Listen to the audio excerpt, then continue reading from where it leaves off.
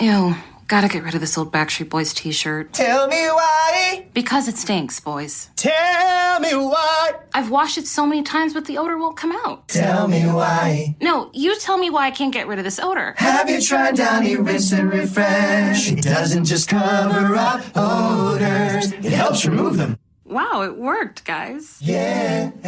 Downy Rinse and Refresh removes more odor in one wash than the leading value detergent in 3 washes. Find it wherever you buy laundry products. LinkedIn presents. Welcome to the Human Capital Innovations Podcast. We're your source for personal, professional, and organizational growth and development, where we share original research, explore industry trends, and interview executives and thought leaders from across the globe. We hope you join us often for practitioner-oriented content around all things related to leadership, HR, talent management, organizational development, and change management. Maximize your personal and organizational potential with Human Capital Innovations Podcast.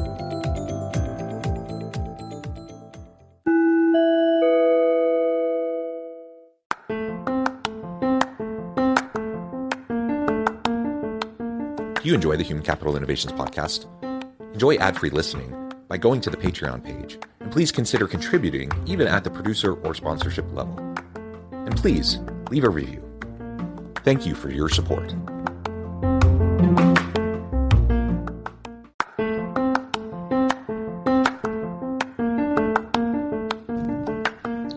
Welcome to the Human Capital Innovations Podcast. In this HCI podcast episode, I talk with Austin and Monica Mangelson about practical tips and tricks for growing and scaling an online business.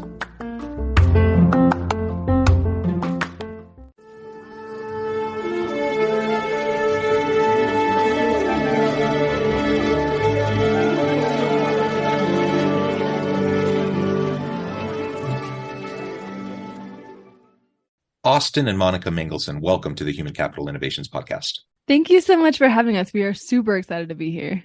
It is a pleasure to be with you both today. You're joining me from Idaho. I'm south of Salt Lake City in Utah.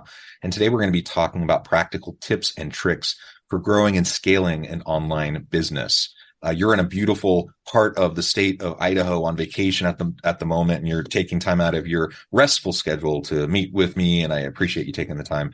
We're going to have a fun conversation. As we get started, I wanted to share Monica and Austin's bio with everybody. Traveling the world freely with your loved one by your side, making memories. That's the dream life, right? Today, Austin and Monica are experiencing just that. They are a digital nomad couple with a thriving online business. Along the way, they've learned a lot, laughed a lot, and made a lot of mistakes. But their unconventional life path has taught them to appreciate the beauty in everyday moments.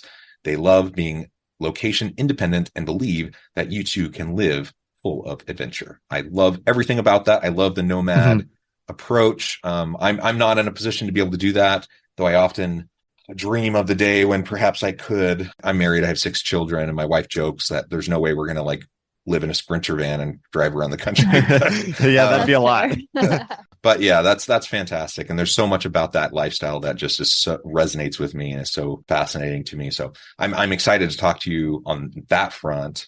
But also generally speaking, regardless of whether you're a nomad or you're just doing side hustles, side gigs, or starting your own business, being an entrepreneur or solopreneur, there's lots of things that we can consider in how to create a successful business in an online environment and a virtual distributed environment. It sounds like both of you work together as the team to do this business, but you could just as easily have a team of people scattered around the country or throughout the world, helping you with your business as you're traveling around, making memories. Mm-hmm. All of that is wonderful. So we're going to explore all that. As we get started, why don't you just tell us a little bit about the why behind the choice to live this kind of a lifestyle? And then we can dig into the how of how you're making it work in the particulars of your business, how you're making it work, and then some ideas on how we can work effectively in an online environment for others who are listening. Thank you, John. Monica and I, we started working online and traveling while we were working in, our business is a pandemic baby. So we started in 2020. We actually had plans to serve in the Peace Corps. We were going to be off for 2 years from 2020 to 2022 in Mozambique. But then obviously because of the pandemic, that didn't pan out the way we were planning on. So our plans kind of ended up being all jumbled up.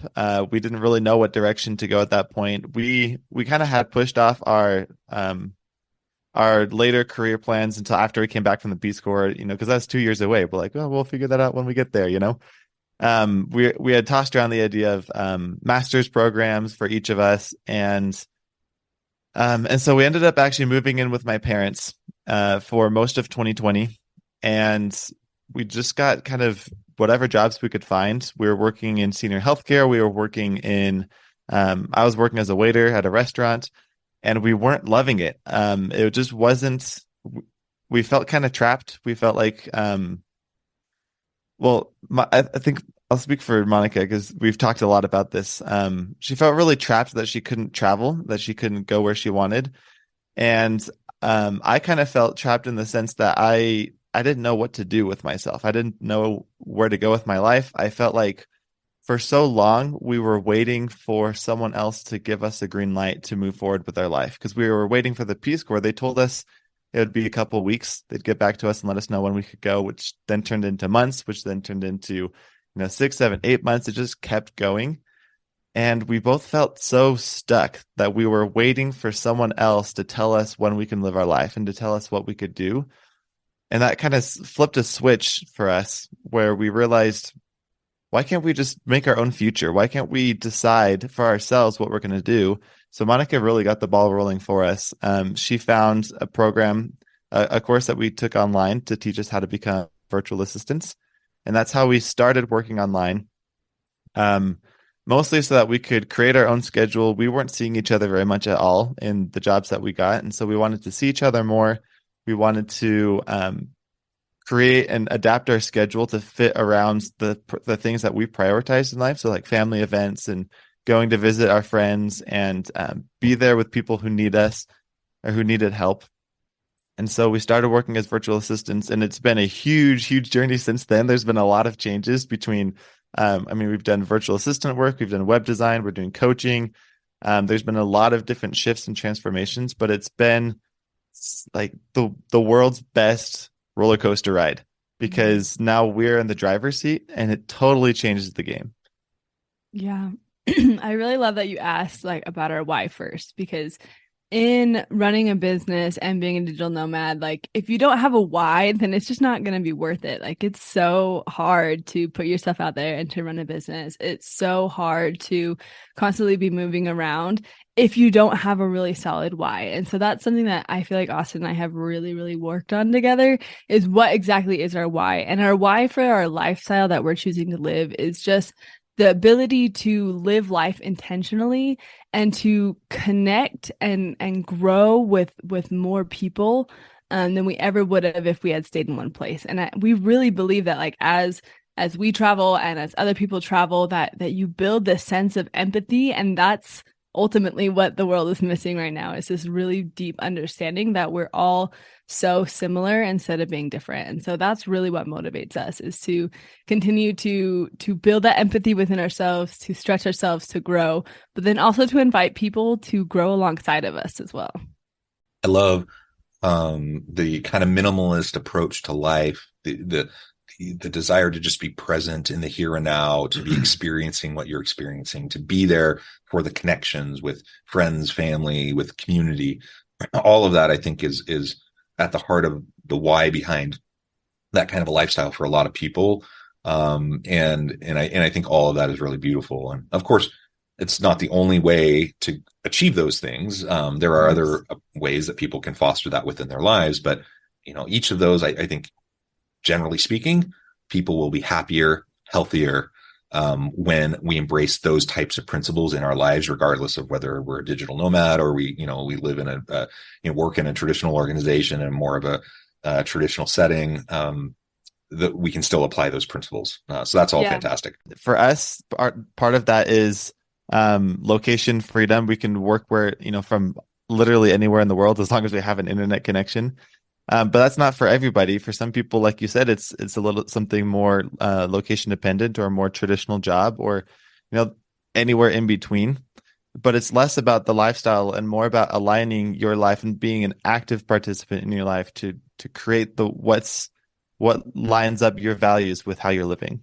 We are just a living testament of that, of just being healthier and happier. The more you live your life intentionally and you are the active participant of creating the life that you want to live. Collectively, Austin and I have lost over 100 pounds. And it's not been anything like crazy, like any crazy diets or anything. It's just been living a life that's more active, that's more aligned with who we are. And we are so much, I mean, we are literally lighter, but we feel lighter as well. And we're happier, and everything has just been so much easier once you start picking a life and choosing a life that's really aligned with you, and really living the certain values that you're looking for.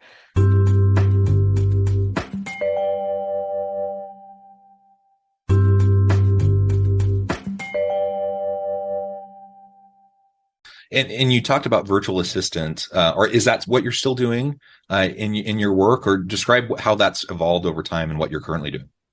Yeah. So when I first started looking for a way to work online, the only things I really found information about were becoming a virtual assistant or becoming an Instagram influencer. And that was just not, I don't know, that just didn't sound fun to me. So we chose to go the virtual assistant route, which is awesome because it gave us a really solid foundation on online marketing, on design, on different like small businesses. And we worked like really in depth with a lot of small businesses to really understand like what was working in their business, what wasn't working. But ultimately it felt like we just went from 1 9 to 5 to 1 24/7. Like we just were still working in someone else's business. We weren't creating something that we loved. It gave us a really, like, I'm really grateful that we started there because it gave us such a good solid foundation. We worked there for a little bit less than a year, I think, before we decided to pivot and to grow into our own business. And so we opened a web design agency between the two of us. And we build websites for people, and we help them with their branding and their messaging. And that was so fun. And we still do that a little bit, but it just felt so much more creative, and it felt more like we were creating something bigger than ourselves instead of just working in someone else's business. We absolutely love that. And then as we've traveled, a lot of people have been like, hey, like, how are you doing that? Like, teach me how to work online, teach me how to travel. And so we've pivoted into this coaching role where we can help other people travel and start online businesses and really take ownership of their life. And I mean, the quote we always say is become the author of their lives, right? So that's kind of how our journey has evolved. We've had lots of twists and turns. We've had lots of ups and downs. Like our bio said, we've made a lot of mistakes, but we've had so much fun doing it. And part of that, as I'm hearing you talk, it sounds like, your definition of success today, perhaps, I'd love to hear you describe this a little bit more and your thinking on this, but it sounds to me like you fundamentally shifted the way you view a happy, successful life versus perhaps the traditional kind of norms and pressures and expectations that society puts on people. And perhaps that you even may have felt earlier in your life and in your careers. Yeah, absolutely. One thing I love about like defining success is it's always kind of changing for us. It's definitely changed since we started this journey from what it was, which for me was more of a financial stability point of view. Like if I had, X amount of money in my bank account, I would consider that successful. And then just like you said, that's drastically changed. And now it's more about, kind of like I said before, it's about authoring our own story, and it's about being in control and not letting other people dictate what happens in my life, because it's my life. But that doesn't mean I have to give up financial stability. I don't have to give up having the money that I need to meet my needs. I can definitely have both, but the focus has changed. Yeah. There's a really clear narrative that I think, like if you don't intentionally do something else, that's where you're going to fall into, where, you go to school, you graduate high school, you go to college, you get married, you have a house, buy a house, you have children, and then you work in your job and you work up the ranks and you try to get promoted and try to get bonuses and all these things. And you keep working till retirement. And then after your retirement, you can do whatever, you can do whatever you want. But normally at that point, like our health isn't that good, or, we have other priorities. and we don't have time. We don't have as much time or physical ability to go actually explore the things that you want. And I think it's so easy to fall into that narrative without choosing that. And if that's what you choose, that's absolutely great. But the whole point of life is to be able to intentionally choose and to project into the future, like, is this taking me where I want it to? And if not, like, what am I going to do about it?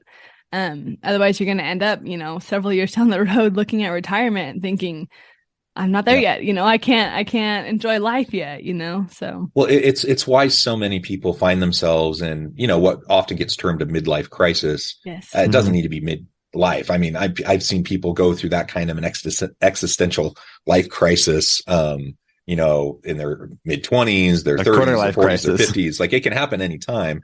The reality is, though, when people get stuck and when people feel, like maybe the choices they made in the past, for whatever reason, maybe they felt kind of pressured into it. Maybe they felt forced into it. Maybe it was path of least resistance, whatever the case may be. You get to a point where you're like, it's not working for me anymore. I feel stuck.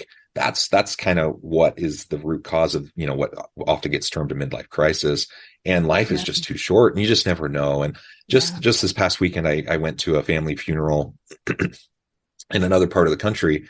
And I don't want to make this all sad, but she was young.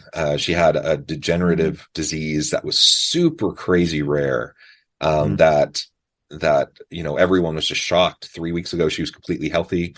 And the decline was so steep, and she was young, and she was a vivacious person, the life of the party. Everyone loved her to death. And her time was up, and you just don't know. You just never know. And so, don't wait for that. When I'm 65, I can now retire and go do what I want to do and have a life of meaning and purpose. Like, live your life of meaning and purpose now, have those connections, value your relationships.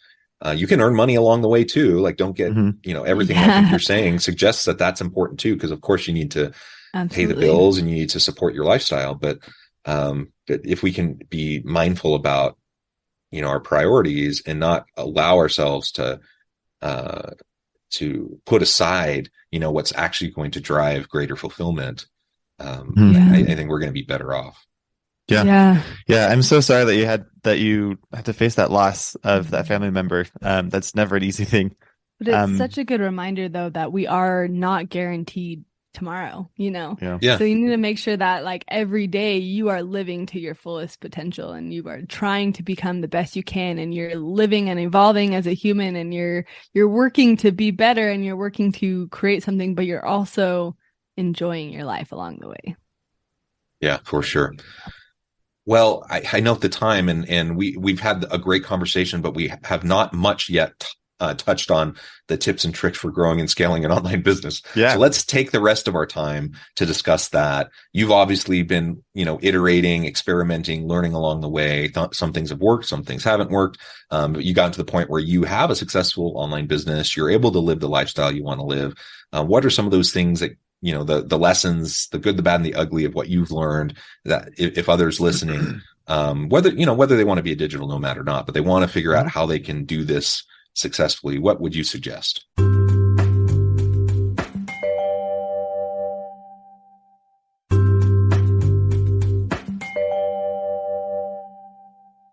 I think that actually plays really well into what we were already talking about. And for me, the lesson has been, you have to find something that you love, because if you don't love it, you're not gonna be as good at it. You're not going to be present, and you're not going to be able to help clients or help other people or help your team as well as you could.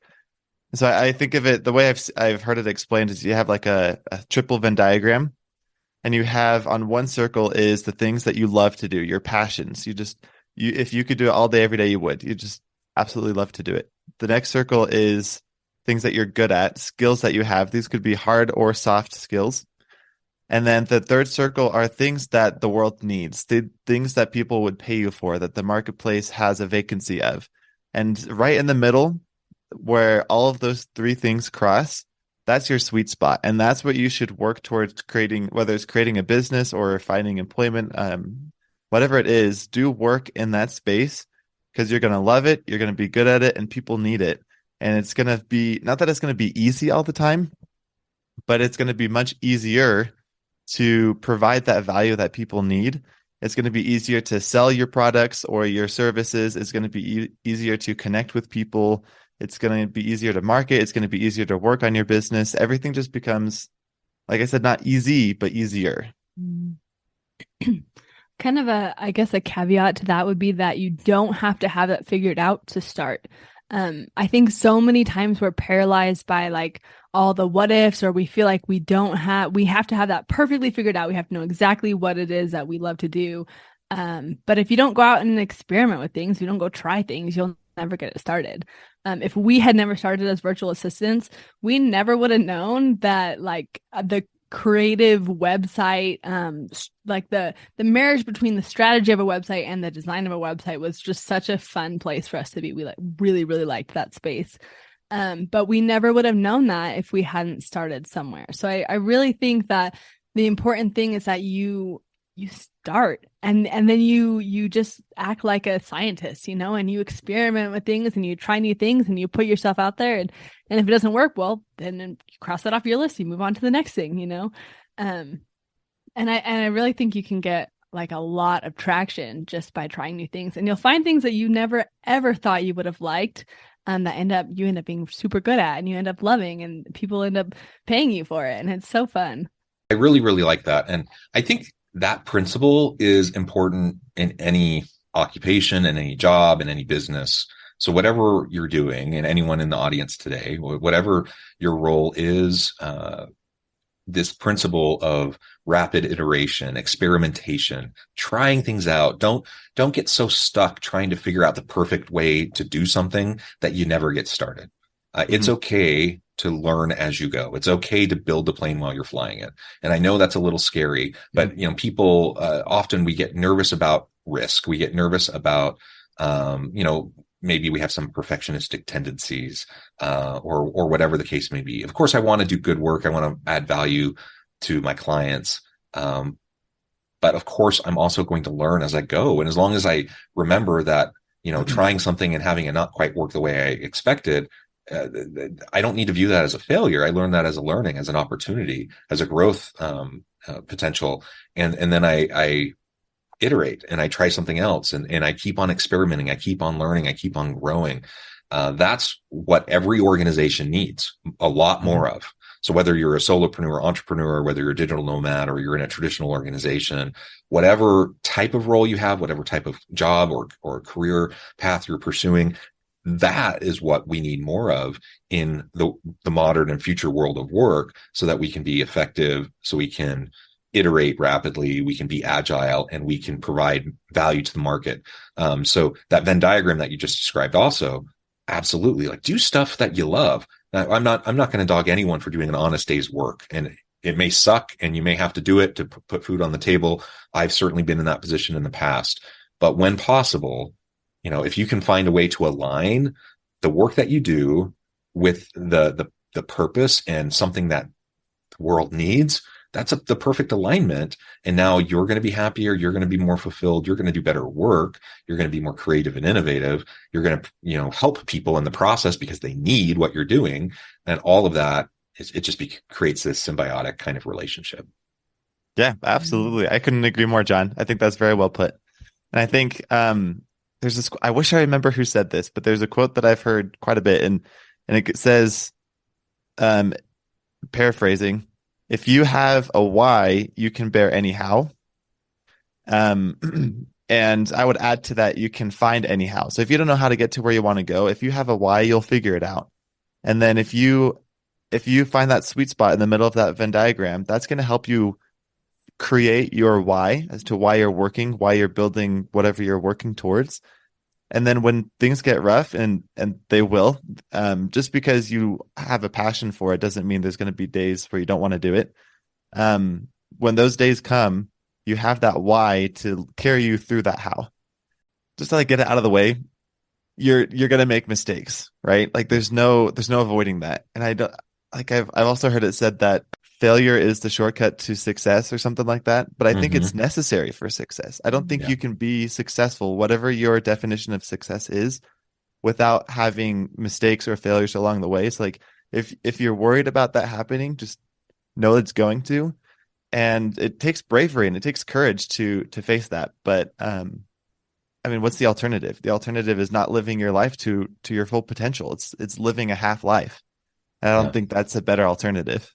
Austin and Monica, this has just been a really great conversation. I know at the time I need to let you go here in just a minute, but before we wrap things up for today, I wanted to give you a chance to share with the audience how they can connect with you, find out more about your work, and then give us a final word on the topic for today. Yeah, so we are really easy to find if you search Austin and Monica on Instagram or austinandmonica.com. We're there all the time. Austin and Monica on Facebook. On Facebook, yeah, pretty much any platform. LinkedIn, we're all over. And then we also have a podcast, the Profitable Nomad Couple podcast. So those are the best ways to connect with us. And we really do love connecting with people. So for anyone listening, feel free to reach out. We honestly, like, one of our favorite things about being in this space is just meeting new people and like connecting with people who are on the same journey that we are. So feel free to reach out to us on any of those platforms.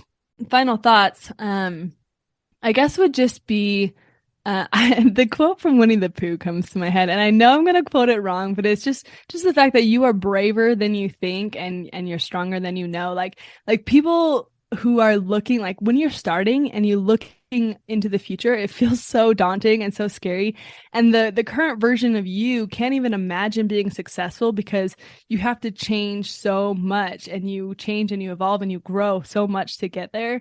But you have it like I really believe that anyone has it in them to take the steps necessary to try, to fail, to try, to fail, to try, and then to be successful. And I really believe that anyone listening, like, just take encouragement that I believe in you. I know you can do it.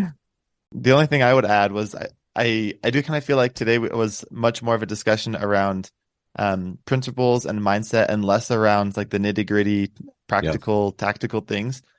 But I think that's the best foundation for any practical or technical advice you're going to get. I think two people can implement the same exact strategies in their business, the same marketing strategies, the same growth strategies. But if their mindsets are different, if one has an empowering growth mindset and the other has a disempowering, limited, fixed mindset, you can do the same exact things and get drastically different results. And so that's why that's so important to me. And I know that's kind of the direction this conversation was, steered, because that's the best foundation for that kind of thing. So I think, just to top it off, don't be afraid to fail, but also don't be afraid to succeed. Well said. Thank you both, Austin and Monica. It's been a real pleasure. I encourage the audience to reach out, get connected, find out more about what they can do for you. And as always, I hope everyone can stay healthy and safe, that you can find meaning and purpose at work each and every day. And I hope you all have a great week. Do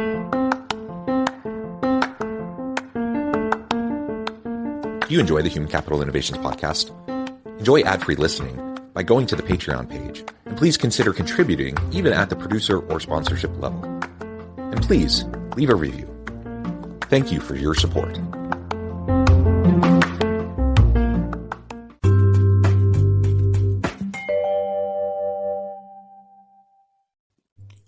Thanks again for joining us for this episode of the Human Capital Innovations podcast. I hope you stay healthy and safe and that you have a great week.